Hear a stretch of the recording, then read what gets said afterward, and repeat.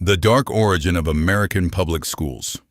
Most of us grew up believing that public schools were created to educate and uplift every child. But what if I told you that the very system we trust to teach our kids was designed for something far darker, something your history teacher never told you? Today we're going to uncover the hidden origins of American public schools, the social engineering, the control, and the industrial motives that shaped them. This is history you weren't taught in class. Public schooling in America didn't start as a universal right. It began in the 17th century in Puritan New England, where the first schools were created to teach children to read the Bible. Literacy was important, yes, but not for creativity, not for critical thinking. It was about obedience, moral conformity, and creating a disciplined society. These early schools were small, strict, and deeply tied to religion. But their purpose went beyond education. They were a way to instill control over young minds, ensuring children grew into obedient members of the community. Fast forward to the 19th century. The Industrial Revolution was booming. Factories needed a workforce, obedient, punctual, and able to follow instructions without question. Coincidentally or not, this is when modern public schools began to take shape.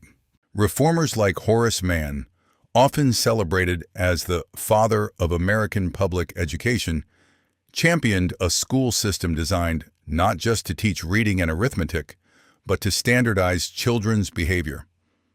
Schools started to adopt rigid schedules, bells, and segmented classrooms, strikingly similar to factory settings. Students were trained to sit still, follow orders, and memorize facts, preparing them for industrial labor. Creativity and critical thinking were discouraged. The system wasn't just about learning, it was about shaping compliant citizens. But there's more. Some historians argue that public education was also about social control. In the early 20th century, progressive reformers believed schools could mold society itself. They introduced standardized testing and strict curricula, not just to measure learning, but to sort children by social class, race, and economic background. John Taylor Gatto, a former New York teacher and critic of the system, called schools the longest-running conspiracy in American history. According to him, schools were designed to keep children in line, reduce independent thinking, and produce a predictable workforce rather than free thinkers. Even beyond the classroom, schools became a tool to Americanize immigrants, impose cultural norms, and suppress dissenting ideas. The system was subtly engineered to maintain social hierarchies. Did you know that the American public school system was heavily influenced by Prussia? In the early 1800s, education reformers studied the Prussian model, which was designed to create obedient citizens and soldiers. Schools were structured to enforce punctuality, hierarchy, and loyalty to the state.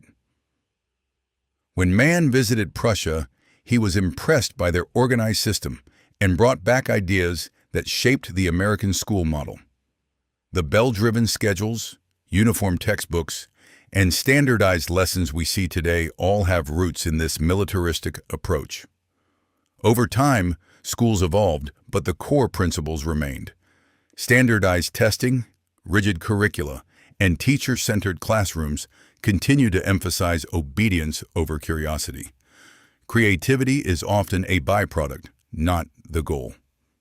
Some argue that even today the system trains children for a world of conformity, preparing them for corporate jobs rather than independent thinking. The rise of online learning, while innovative, hasn't fully broken this mold.